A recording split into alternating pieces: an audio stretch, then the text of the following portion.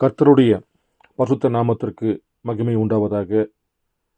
நம்முடைய விலையேறப்பெற்ற பிரண்ணாம் குடும்பத்திலே வாழ்ந்து கொண்டிருக்கின்ற அன்பு முத்துக்கள் வைரங்களாக வார்த்தையினாலே ஜொலித்து கொண்டிருக்கின்ற அன்பு சகோதர சகோதரிகளை இந்த காலை வேளையிலே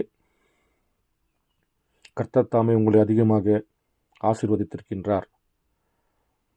சென்ற அநேக பதவிகளில் நாம் ராபஜனத்தை பற்றியும் சபை என்றால் என்ன, தேவனுடைய ஜீவனுள்ள சபை என்பது என்ன என்பதை பற்றி அநேக காரியங்களை கர்த்தர் நம்மளுக்கு வெளிப்படுத்தி கொடுத்தார். இந்த காலை வேளையிலே மறுபடியுமாக உங்களிடத்தில் வார்த்தையை பகிர்ந்து கொள்ளும்படி கர்த்தர் கொடுத்த நேரத்திற்காய் நான் அவருக்கு நன்றி செலுத்துகிறேன். இன்றைக்கு தெரிந்து கொள்ளப்பட்ட வேத பகுதி 1 கொரிந்தியர் 13வது அதிகாரம் 1 முதல் 4 வரைக்கும் நான் வாசிக்கின்றேன். நான் மனுஷர் பாஷைகளிலும் தூதர் பாஷைகளிலும் பேசினாலும் அன்பு எனக்கு இராவிட்டால் சத்தமிடுகிற வெண்கலம் போலவும் ஓசையிடுகிற கைத்தாளம் போலவும் இருப்பேன். நான் தீர்க்க தரிசன வரத்தை உடையவனாயிருந்து சகல இரகசியங்களையும் சகல அறிவையும் அறிந்திருந்தாலும் மலைகளை பெயர்க்கத்தக்கதாக சகல விசுவாசம் உள்ளவனாய் இருந்தாலும் அன்பு எனக்கு இராவிட்டால் நான் ஒன்றுமே இல்லை. எனக்கு உண்டான யாவற்றையும் நான் அன்னதானம் பண்ணினாலும் என் சரீரத்தை சுட்டரிக்கப்படுவதற்கு கொடுத்தாலும் அன்பு எனக்கு இராவிட்டால் எனக்கு பிரயோஜனம் ஒன்றுமில்லை. அன்பு நீடிய சாந்தம் தயவுள்ளது, அன்புக்கு பொறாமை இல்லை, அன்பு தன்னை புகழாது, இருமாப்பறியாது.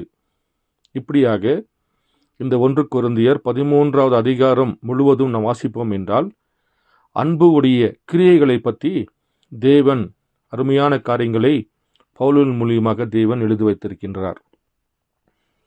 பார்ப்பீர் என்றால் நாம் தெரிந்து கொள்ளப்பட்ட வேத பகுதியின் தலைப்பு, அதாவது 11வது கட்டளை.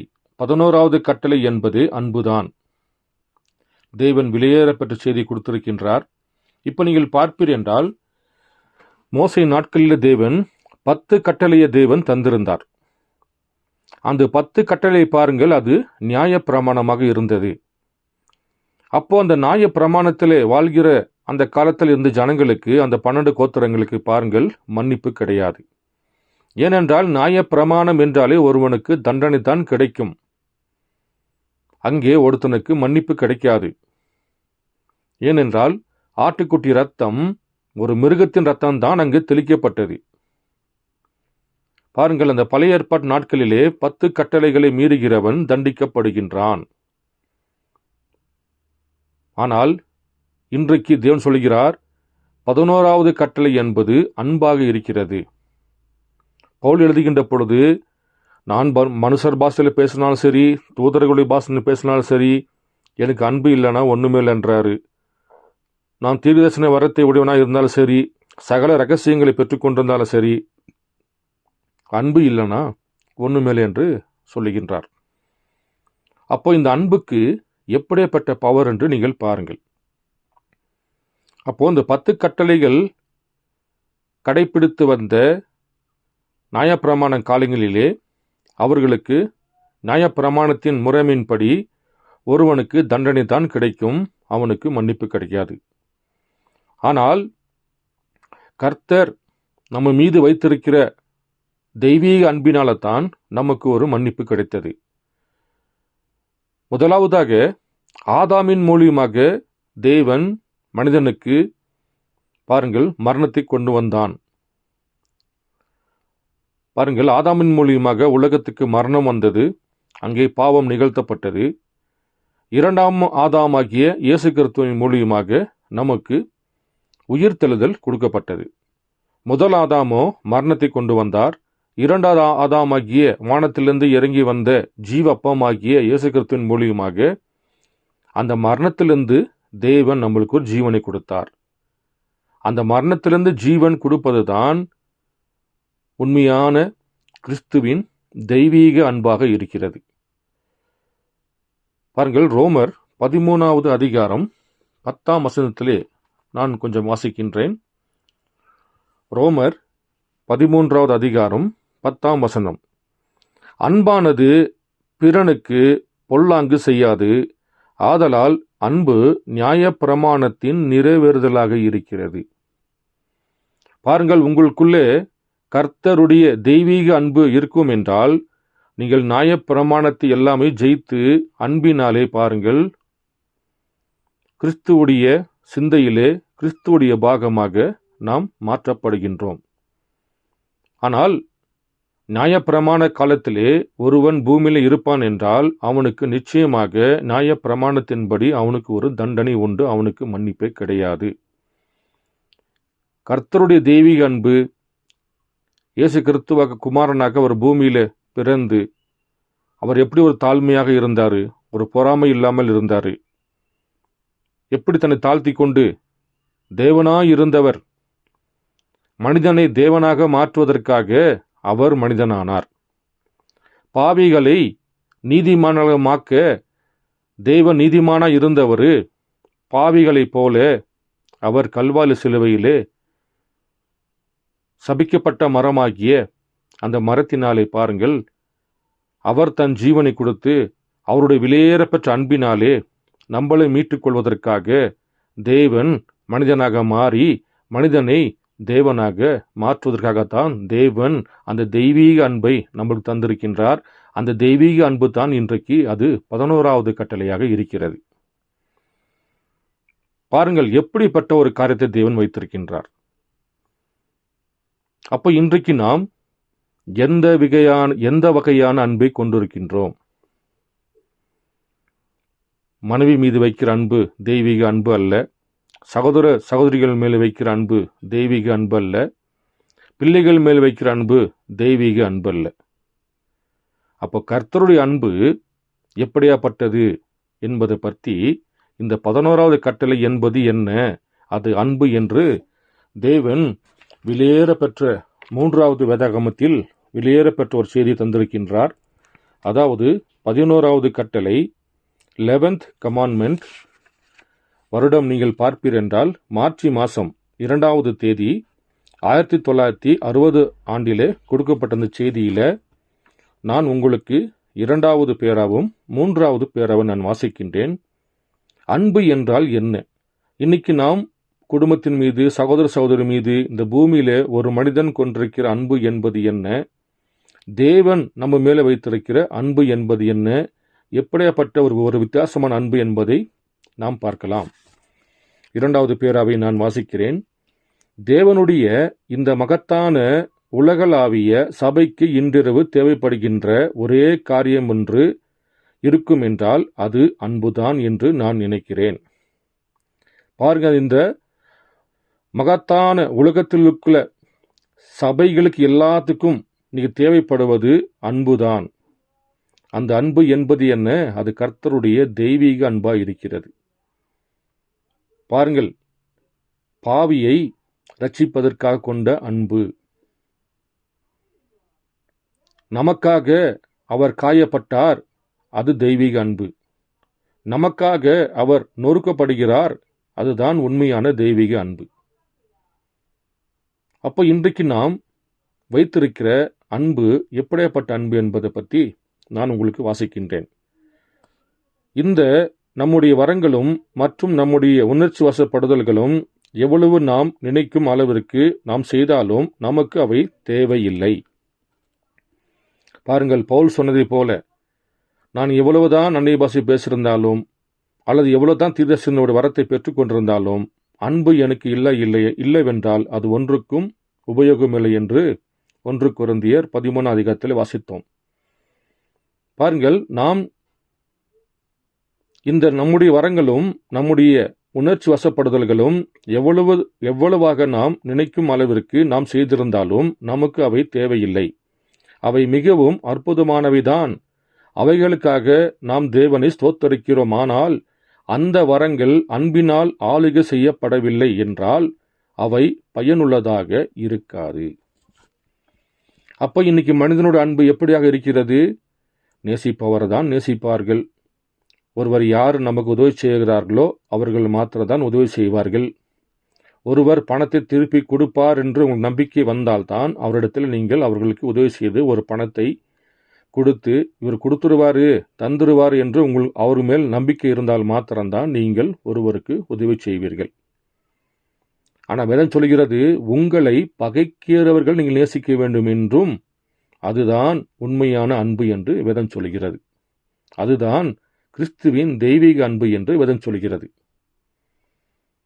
இயேசு கிறிஸ்து நாட்களிலே போர்ச்சேவன் கன்னத்தில் அடிக்கின்ற பொழுது தேவன் மறுக்கணத்தை காட்டு என்று சொன்னார். அதுதான் உண்மையான தெய்வீக அன்பாக இருக்கிறது. ஆனால் இன்றைக்கு நாம் எப்படி இருக்கின்றோம்? ஒருவன் ஒரு வார்த்தை சொல்வதற்கு முன்பாக நாம் 10 வார்த்தை பேசிவிடுகிறோம். நம்முடைய கை அவன் அடிப்பதற்காக ரெடியாக இருக்கிறது. அப்படி என்றால் இன்றைக்கு நாம் எங்கே இருக்கின்றோம்? கர்த்தருடைய தெய்வீக அன்பு உங்களுக்குள் இருந்தால்தான் நீங்கள் நியாய பிரமாணத்தை ஜெயித்து விட்டதாக, நியாய பிரமாணத்தில் நீங்கள் பரிபூர்ணம் அடைந்தவர்களாக இருக்க முடியும் என்று தேவன் ரோமர் அதிகாரம் 13வது அதிகாரம் 10 வசனத்தின்படி, அன்பானது பிறனுக்கு பொல்லாங்கு செய்யாது, ஆதலால் அன்பு நியாய பிரமாணத்தின் நிறைவேறுதலாக இருக்கிறது என்று சொல்லுகின்றார். அப்போ இந்த அன்பு உங்களுக்குள், கிறிஸ்துவுடைய தெய்வீக அன்பு உங்களுக்குள் இருக்கும் என்றால் நீங்கள் நியாய பிரமாணத்தை பரிபூர்ணமடைந்து கிறிஸ்துவுடைய ஜீவனாக மாற முடியும் என்று தேவன் சொல்லுகின்றார். அப்ப இன்றைக்கு நாம் எப்படிப்பட்ட அன்பிலே வாழ்ந்து கொண்டிருக்கின்றோம் பாருங்கள். அன்பு ஒரு வீட்டை ஆளுகை செய்ய வேண்டும். அன்பினால் ஒழுங்குமுறை செய்யப்படாத ஒரு வீடானது ஒரு முழுமையான வீடு அல்ல. பாருங்கள், அன்புதான் ஒரு வீட்டை ஆளுகை செய்யப்பட வேண்டும். அன்பு இல்லாத ஒரு வீடு அது முழுமையான வீடு அல்ல. ஒரு புருஷனும் மனைவியும் ஒருவருக்கொருவர் மனப்பூர்வமாக அன்பு கூறவில்லை என்றால் அவர்களால் ஒருவர் பேரில் ஒருவர் நம்பிக்கை கொள்ள முடியாது. அப்ப இன்றைக்கு எப்படி ஒரு புருஷன் மீது ஒரு கணவன் மீது உண்மையான அன்பு நம்பிக்கை இல்லாமல் இருந்தால் அந்த குடும்பத்தில் எப்படி ஒரு விரிசல் வருமோ, அதே போல இன்றைக்கு நாமளும் கர்த்தருடைய வார்த்தையின்படி கீழ்ப்படிவதே அன்பு. பாருங்கள், இன்றைக்கு நமக்கும் மணவாளனுக்கும் உள்ள உறவு சரியான வழியில், சரியான பாதையில், சரியான வார்த்தையில் நாம் பொருத்தப்படாமல் சென்றுவிட்டால் பாருங்கள், நமக்கும் தேவனுக்குள்ள அந்த விரிசல் பாருங்கள், எத்தனையோ லட்சக்கணக்கான கிலோமீட்டர் தூரத்தில் தான் இன்றைக்கு சபைகள் இருந்து கொண்டிருக்கின்றது. அப்போ தேவன் அவருடைய தெய்வீக அன்பினாலே நம்மளை அழைக்கின்றார். பாருங்கள், மேலும் வாசிக்கிறேன். நினைவு கொள்ளுங்கள், உலகத்தில் இருப்பதிலேயே மிக பலமான சக்தி அன்புதான். ஏதோ ஒரு உணர்ச்சி வசப்படுதல் மேல் அல்லது ஏதோ ஒரு வரத்தின் பேரில் சத்தமிடுதல் அல்லது அன்னை பாஷையில் பேசுதல் இன்னும் பல போன்றவை. நம்முடைய விசுவாசத்தை வைப்பதற்கு பதிலாக நாம் நம்முடைய விசுவாசத்தை தேவனுடைய அன்பின் மேலேயே வைக்க வேண்டும். நாம் கொள்கைக்கு தான் திரும்பி வர வேண்டும். அது முதலில் அன்பு செலுத்தி அதன் பிறகுதான் மற்ற பிற காரியங்களை செய்தல். இதை நாம் செய்வோமானால் நம்முடைய சபைகள் மிக வேகமாக முன்னேறும். ஏனெனில் தேவன் அன்பாகவே இருக்கின்றார். பாருங்கள், எத்தனையோ சபைகள் எப்படிப்பட்ட ஜனங்கள் இருப்பார் என்று நம்முடைய வெளியேற பெற்ற அன்பு சகோதர சகோதரிகளுக்கு உங்களுக்கு நிறைய விதமான அனுபவம் உண்டு. யாரையும் குற்றப்படுத்த விரும்பவில்லை. பாருங்கள், அப்படி சபை ஸ்தாபனத்தில் எப்படிப்பட்ட அன்பு இருக்கிறது என்பதை பற்றி நாம் அனைவரும் கண்கூடாக பார்த்து கொண்டிருக்கின்றோம். ஆனால் தேவன் நாம் எப்படியாக அன்பாக இருக்க வேண்டும், நாம் இன்றைய கடைசி நாட்களிலே நாம் ஒவ்வொருத்தரும் மேலே வைத்திருப்பது அன்பு, அது எப்படிப்பட்ட அன்பு என்று பாருங்கள். தேவன் அருமையான ஒரு பாகத்தை அவர் செய்தியிலே கொடுத்திருக்கின்றார். இப்பொழுது அன்புக்கு 2 வெவ்வேறு அர்த்தங்கள் உள்ளன. அதை விளக்க 2 வெவ்வேறு வார்த்தைகள் இருக்கின்றன. பாருங்கள், அன்புக்கு 2 வெவ்வேறு அர்த்தங்கள் உள்ளன. அதை விளக்க 2 வெவ்வேறு வார்த்தைகள் இருக்கின்றன. கிரேக்க மொழியில் அன்பின் ஒரு சொல்லானது பீலியோ என்று கூறப்படுகின்றது. அது நீங்கள் உங்கள் மனைவியிடம் கொண்டுள்ள மாம்ச பிரகாரமான அன்பு. பாருங்கள், அன்புல 2 வகை. ஒன்று நாம் குடும்பத்தின் மீது வைக்கிற அன்பு, இன்னொன்று நாம் தேவன் மீது வைக்கிற அன்பு. அப்போ நாம் மனைவி பிள்ளைகள் மீது வைக்கிற அன்புக்கு பீலியோ என்று தேவன் சொல்லுகிறார். அது கணவன் மனைவி அல்லது குடும்பத்தார் சகோதரர்கள் மீது வைக்கிற அன்பு. ஆனால் அகபோ என்றால் தெய்வீக அன்பு. அப்போ இந்த அகோபோ என்னக்கூடிய அன்புதான் தெய்வீக அன்பு. இந்த இரண்டு அன்புகளும் ஒன்றுக்கொன்று மிக முரண்பாடாக காணப்படுகிறது. பாருங்கள், நாம் குடும்பத்தின் மீது, மனைவி மீது, பிள்ளைகள் மீது வைக்கிற அன்பு பாருங்கள். நாம் குடும்பத்தின் மீது வைக்கிற அன்பு எப்படிப்பட்ட அன்பு? நம்முடைய பிள்ளைகளுக்கு மாத்திரம்தான் ஏதாவது வாங்கி கொடுப்போம். நம்முடைய பிள்ளை மாத்திரம் கீழே விழுந்தால் ஓடி போய் தூக்கி அவனுக்கு அந்த கை காலை தேய்ச்சி விட்டு மருந்து போடுவதற்கு முயற்சி பண்ணுவோம். அல்லது நம்ம குடும்பத்தில் நம்ம மனைவி பிள்ளைகள் ஏதாவது ஒரு காரியம் வந்து நாம் தான் முன்னாடி போய் நிற்போம். இதே அடுத்தவன் பிள்ளையோ அடுத்தவருக்கு ஏதாவது ஒன்று என்றால் பாருங்கள், நாம் கண்டு கொள்ளாமல் சென்று விடுகிறோம். இந்த அன்பு தெய்வீக அன்பு இல்லை. இந்த அன்பு அகோபோ அன்பு கிடையாது. பாவியாயிருந்த நம்மளை நாம் செய்த பாவத்துக்கும், நாம் செய்த அக்கிரமத்துக்கும், நாம் செய்த விபச்சாரத்திற்கும், நாம் செய்த வேசித்தனத்துக்கும் நம்மளை அவருடைய குமாரன் குமாரத்தியாக தேவன் தெரிந்து கொள்வதற்காக, நம்மளை பாவ சேற்றிலிருந்து சுத்தப்படுத்துவதற்காக தேவனாயிருந்தவர், குற்றமற்ற மாசற்ற இரத்தமாக இருந்தவர், வார்த்தையாக பிறந்தவர், பசுத்தாவியாக பூமியில வெளிப்பட்ட அவர் நம்மை மீட்டுக்கொள்வதற்காக அவர் மனிதனாக பிறந்து மனிதனாயிருந்த நம்மளை தேவனாக மாற்றுவதற்காக அவர் மனிதனாக கல்வாரி சிலுவையிலே பாவியாக அடிக்கப்பட்டார்.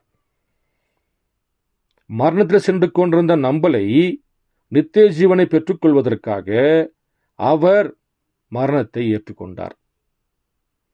அப்படிப்பட்ட அன்புதான் பாருங்கள் அகோபோ என்ன சொல்லக்கூடிய தெய்வீக அன்பாக இருக்கிறது. ஆனால் நம் மனைவி மீதும் பிள்ளைகள் மீதும் குடும்பத்தின் மேல வைக்கிற அன்போ அது உலகத்தின் அன்பாகவும் மாம்ச பிரகார அன்பாகவும் ஒரு சுயநலமுள்ள அன்பாகவும் அது இருக்கிறது. என் பிள்ளை, என் குடும்பம், என் மனைவி என்று பாருங்கள், அது சுயமான ஒரு அன்பாக இருக்கிறது. ஆனால் அகபோ என்று சொல்லக்கூடிய அந்த அன்பு கர்த்தருடைய தெய்வீக அன்பாக இருக்கிறது. உதாரணத்திற்கு, ஒரு மனிதன் உங்கள் மனைவியை நிந்தித்தால் நீங்கள் உங்கள் மனைவியின் பேரில் வைத்துள்ள அன்பின் காரணமாக அந்த இடத்திலே அவனை கொன்று போடு விடுவீர்கள். அது பீலியோ அன்பு, மாம்ச பிரகாரமான அன்பு. பாருங்கள், அந்த இடத்துல வேறு யாரா இருந்தாலும் நாம் கண்டு கொண்டிருக்க மாட்டோம். ஆனால் நம்முடைய மனைவியை, நம்முடைய பிள்ளையை ஒருவன் ஏதாவது ஒரு வார்த்தை பேசுகின்ற பொழுது நாம் அங்கு சென்று சண்டையிடுகின்றோம். அந்த அன்பு அது மாம்ச பிரகாரமான அன்பு, அது சுயநலமுள்ள அன்பு. அது என் மனைவி, என் பிள்ளைகள் என்று தன்னைத்தானே நேசிக்கிற ஒரு அன்பாக இருக்கிறது. ஆனால் அகோபோ அன்பு அல்லது தெய்வீக அன்பை கொண்டிருப்பவர்களானால் அந்த மனிதனுடைய இழக்கப்பட்டிருக்கின்ற ஆத்துமாவிற்காக நீங்கள் ஜெபம் செய்வீர்கள். பாருங்கள், நீங்கள் பீலியோ அன்பாக இருந்தால் அவனை அடித்து கொன்று போட முயற்சி பண்ணுவீர்கள். அதே கர்த்தருடைய தெய்வீக அன்பு உங்களுக்குள் இருக்கும் என்றால் அவனுடைய ஆத்மா நரகத்துக்கு சென்று விடாதபடிக்கு கர்த்தரிடத்தில் முழங்கால் படியிட்டு அவன் நித்திய ஜீவனை பெற வேண்டும், அவன் மனம் திரும்ப வேண்டும் என்றும் நீங்கள் ஜெபிப்பதுதான் அது தெய்வீக அன்பு ஆகிய அகோபோ அன்பு என்று தேவன் சொல்லுகிறார். அப்போ இன்றைக்கு நாம் எப்படிப்பட்ட அன்பிலே வாழ்ந்து கொண்டிருக்கின்றோம்? பாருங்கள், நீங்கள் மாம்ச பிரகாரமான அன்பில் இருப்பீர் என்றால் நீங்கள் நியாய பிரமாணத்தின் கீழே இருக்கிறீர்கள். நிச்சயமாக உங்களுக்கு ஒரு நியாய தீர்ப்பு உண்டு, நிச்சயமாக நமக்கு ஒரு தண்டனை உண்டு. ஆனால் 11வது கட்டளை ஆகிய அன்பு என்ன சொல்லக்கூடிய தெய்வீக அன்புக்குள்ள நீங்கள் வாசம் செய்வீர் என்றால், நீங்கள் ஜீவிப்பீர் என்றால், அந்த அகபோ அன்பு என்று சொல்லக்கூடிய தெய்வீக அன்பு உங்களை கிறிஸ்துவாக மாற்றிவிடுகிறது. தேவன் எப்படி முதல் வரிகளை வருகின்ற பொழுது தன்னை தாழ்த்தி கொண்டு எளிமையாக, தாழ்மையாக, பொறுமையாக தேவன் மனிதனாக இருந்து கொண்டு அவரை என்னென்ன பேசினார்கள்? பெயல்செபூல் சொன்னார்கள், போஜன பிரியன் என்று சொன்னார்கள், பிசாசுகளின் தலைவன் என்று சொன்னார்கள், விபச்சார பையன் என்று சொன்னார்கள், அப்பம் பேர் தெரியாத பையன் என்று சொன்னார்கள். இப்படிப்பட்ட குறி சொல்பவர் என்று இப்படிப்பட்ட அநேக விதமான வார்த்தைகளிலும் துப்பினார்கள், அடித்தார்கள். இதெல்லாம் செய்கின்ற பொழுது பாருங்கள், தேவன் அங்கு நின்று கொண்டு பாவியான நம்பலை, மரணத்துக்குள் சென்று கொண்ட நம்பலை நித்திய ஜீவனை பெறுவதற்காக அவர் நம்ம மீது வைத்திருக்கிற அன்பு தான் அகபோ என சொல்லக்கூடிய தெய்வீக அன்பாகிய இந்த 11வது கட்டளையை தேவன் நம்ம மீது வைத்திருக்கின்றார். அப்போ நீங்கள் அவருடைய பாகமாக உலக தோற்றத்துக்கு முன்பாக தேவன் உங்களை முன் குறிப்பார் என்றால், ஆட்டுக்குட்டி ஜீவவஸ்து உங்களுடைய பெயர் எழுதப்பட்டிருக்கும் என்றால், இன்றைக்கு நாம் எந்த அன்பில் வாழ்ந்து கொண்டிருக்கின்றோம்? அன்பு சகோதர சகோதரிகளே, சிந்தித்து பாருங்கள். மேலும் நான் வாசிக்கின்றேன். ஆனால் அகபோ அன்பு அல்லது தெய்வீக அன்பு கொண்டிருப்பீர்களானால் அந்த மனிதனுடைய இழக்கப்பட்டிருக்கின்ற ஆத்துமாவிற்காக நீங்கள் ஜெபம் செய்வீர்கள். அதுதான் வித்தியாசம். நம்மில் அநேகர் நாம் பீலியோ மாம்ச பிரகாரமான அன்பை உடையவர்களாக இருந்து அது அகோபோ அன்பு தான் என்று நினைத்து கொண்டிருப்பதால் நாம் ஏமாற்றப்பட்டிருக்கின்றோம்.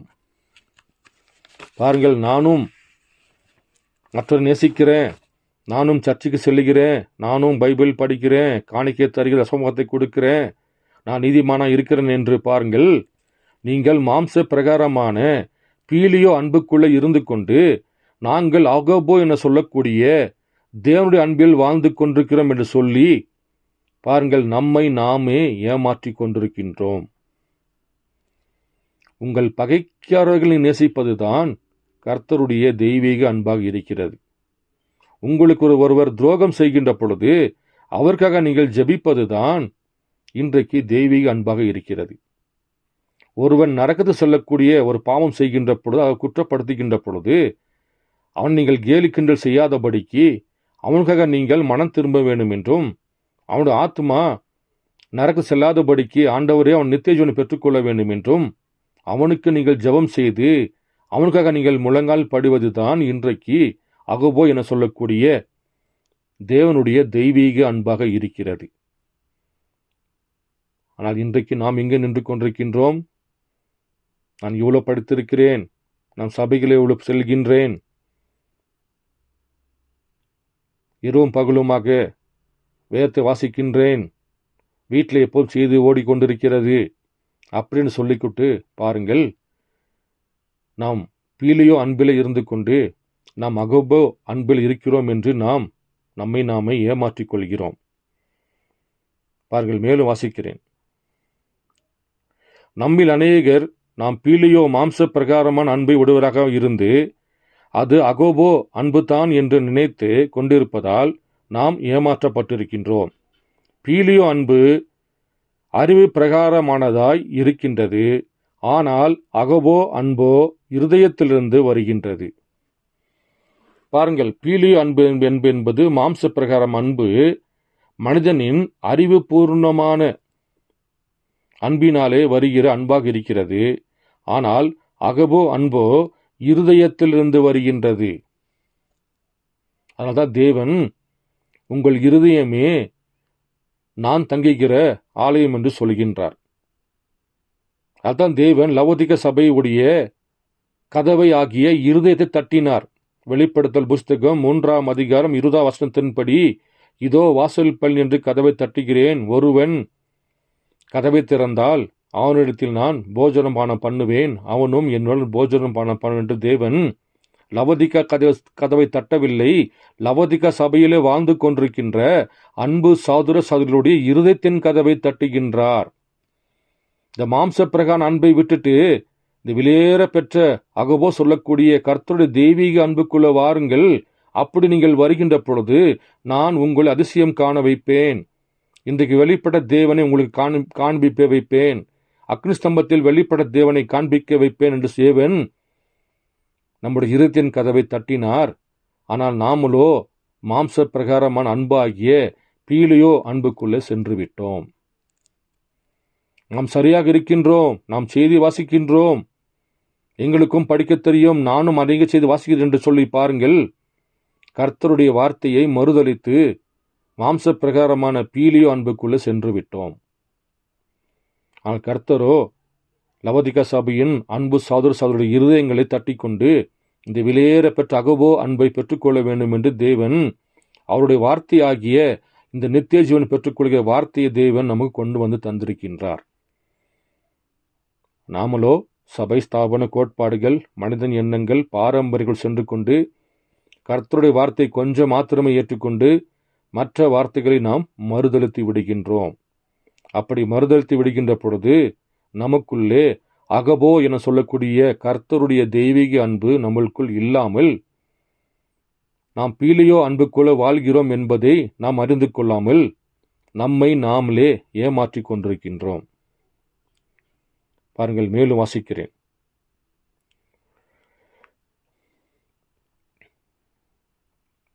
ஆனால் அகபோ அன்போ இருதயத்திலிருந்து வருகின்றது. மானிட அன்பு அல்லது பாசமுள்ள அன்பு மனதிலிருந்து வருகிறது. தேவனுடைய அன்போ இருதயத்திலிருந்து வருகின்றது. இப்பொழுது பீலியோ அன்பு எப்பொழுதுமே சந்தேகம் மற்றும் நிச்சயமற்றதாக, கேள்வி உடையதாக இருக்கும். பாருங்கள், பீலியோ அன்பு என்பது என்ன? அது சந்தேகப்படும், அது ஒரு நிச்சயமற்றதாக இருக்கும், அது கேள்வி உடையதாக இருக்கும். அதுதான் பீலியோ அன்பு. பாருங்கள், இன்றைக்கு அநேக சகோதர சகோதரிகள் என்டம் சர்ச்சில் இருக்கக்கூடியவர்கள் இந்த வெளியேற பெற்ற 3வது வேதகமாகிய இந்த வெளியேற பெற்ற செய்தியை வைத்துக் கொண்டிருப்பார்கள். ஆனால் அதில் ஜீவிக்கிற வார்த்தையாகிய நித்திய ஜீவன் தருகிற வார்த்தையை நாம் எடுத்து ஒன்று சொல்வோம் என்றால் அதை அவர்கள் விசுவாசிக்க மாட்டார்கள். ஏனென்றால் அவர்கள் அந்த தெய்வீக அன்புக்குள்ள போய் கர்த்தருடைய மறைவான மன்னாவை புசிப்பதற்கு பதிலாக சபை ஸ்தாபன கோட்பாடுகள், மனிதனுடைய எண்ணங்கள் இதற்குள் அவர்கள் செல்கின்ற பொழுது அந்த அன்பு அவர்களுக்கு சந்தேகத்தை ஏற்படுத்துகிறது. அந்த அன்பு அவர்களுக்கு நிச்சயமற்றதாக மாறுகிறது. அந்த அன்பு கேள்வி உடையதாக இருக்கிறது. ஆனால் அகபோ என சொல்லக்கூடிய அன்பானது எப்பொழுதுமே இலைப்பாரி கொண்டிருக்கும், எப்பொழுதுமே சமாதானத்தோடு இருக்கும். மானிட அன்பானது எப்பொழுதுமே விவாதித்து கொண்டிருக்கும். தேவ அன்பானது அவ்விதமாக செய்யவே செய்யாது. தேவ அன்பானது அநேகமாக அதன் நம்பிக்கை உள்ளதாக இருக்கும். நீங்கள் உண்மையாகவே தேவனுடைய அன்போடு அன்பு கூறுவீர்களானால் அது விசுவாசத்தை பிறப்பிக்கின்றது. பாருங்கள், தெய்வீக அன்பு என்னத்தை பிறப்பிக்க வைக்கும்? விசுவாசத்தை பிறப்பிக்க வைக்கின்றது. ஆனால் பீலியோ அன்பு சொல்லக்கூடிய மாம்ச பிரகார அன்போ அது பாருங்கள் சந்தேகத்தை ஏற்படுத்துகிறது, நிச்சயமற்றதாக இருக்கிறது, கேள்வி உடையதாக இருக்கிறது. ஆனால் அகோபோ என சொல்லக்கூடிய தேவனுடைய அன்போ அது பாருங்கள் சமாதானத்தை கொண்டு வருகிறது, நம்பிக்கையை கொண்டு வருகிறது, விசுவாசத்தை கொண்டு வருகிறது. அது தேவனோடு ஒப்புரவாகக்கூடிய விசுவாசத்தை நம்ம கொண்டு வந்து தருகிறது. அப்போ இன்றைக்கு கர்த்தர் மீது நாம் வைக்கிற தெய்வீக அன்பு என்றால் என்ன? பாருங்கள், 2 யோவான் 6ஆம் அதிகாரத்தை நான் வாசிக்கின்றேன். 2 யோவான் 6ஆம் வசனம். நாம் அவருடைய கற்பனைகளின்படி நடப்பதே அன்பு. நீங்கள் ஆதி முதல் கேட்டிருக்கிறபடி நடந்து கொள்ள வேண்டிய கற்பனை இதுவே. பாருங்கள், நாம் அவருடைய கற்பனைகளின்படி, அவருடைய வார்த்தையின்படி நடப்பதே இன்றைக்கு அன்பாக இருக்கிறது. அந்த வார்த்தை தான் நம்மளுக்கு நித்திய ஜீவனை தருகிறது. இந்த தெய்வீக அன்பு உங்களுக்கு எதை தருகிறது? தெய்வீக அன்பு உங்களுக்கு நித்திய ஜீவனை தருகிறது. அதுதான் அகோபோ என சொல்லக்கூடிய அன்பு நித்திய ஜீவனை தருகிறது. ஆனால் பீலியோ சொல்லக்கூடிய அன்பு ஆகிய மாம்ச பிரகாரம் அன்போ அது நமக்கு மரணத்தை தருகின்றது. அப்போ இன்றைக்கு நாம் எங்கே நின்று கொண்டிருக்கின்றோம்? பீலியோ அன்புக்குள்ளையா அல்லது அகோபோ சொல்லக்கூடிய கர்த்தருடைய தெய்வீக அன்புக்குள்ளையா? அப்போ இந்த கர்த்தர் இந்த கடைசி நாட்களிலே அவர் நம்மை மீது எப்படிப்பட்ட அன்பை வைத்திருக்கின்றார். ஆதாமின் மூலியமாக மரணம் வந்தது, கிறிஸ்துவின் மூலியமாக நமக்கு ஜீவன் பெற்றது. ஆனால் இன்றைக்கு தேவன் கல்வாரி சிலுவையில் மரித்து உயிர் தெழுந்து 7 சபை காலமாக தேவன் நமக்கு வார்த்தை கொண்டு வருவதற்காக 7 தூதர்களை வைத்து தேவன் அப்பத்தை கொண்டு வந்து கொடுத்தார். ஆனால் நாம் என்ன செய்துவிட்டோம்? சபை ஸ்தாபன கோட்பாடுக்குள்ளே சென்று விட்டோம். மனிதன் ஞானத்துக்குள்ளே சென்று விட்டோம். கர்த்தருடைய வார்த்தையை மறுதலித்து பாரம்பரியத்தில் சென்று விட்டோம். காரணமே இல்லாத பண்டிகை செய்து கொண்டிருக்கின்றோம். வேதத்தில் சொல்லப்படாத காரியத்தை நாம் சபைக்குள்ளே திருத்தி கொண்டு அந்த சபையின் மூலியமாக நாம் இன்றைக்கு ஜீவித்துக் கொண்டிருக்கின்றோம். வேதம் சொல்கிறது, அன்னை பாஷை என்பது என்ன? அது அவிசுவாசிக்கு அடையாளம். ஒருவன் அன்னை பாஷை சபையில் பேசுகின்ற பொழுது அவனுக்கு அர்த்தம் தெரியவில்லை என்றால் நான் அவனுக்கு அந்நியனாய் இருப்பேன் என்று வேதம் சொல்கிறது. ஆனால் இன்றைக்கு சபை ஸ்தாபனங்கள் அந்த அந்நிய பாஷை மேலே அவர்கள் சபை ஸ்தாபனம் கட்டி கொண்டிருக்கின்றார்கள். தசபாகத்தின் மேலே கட்டி கொண்டிருக்கின்றார்கள்.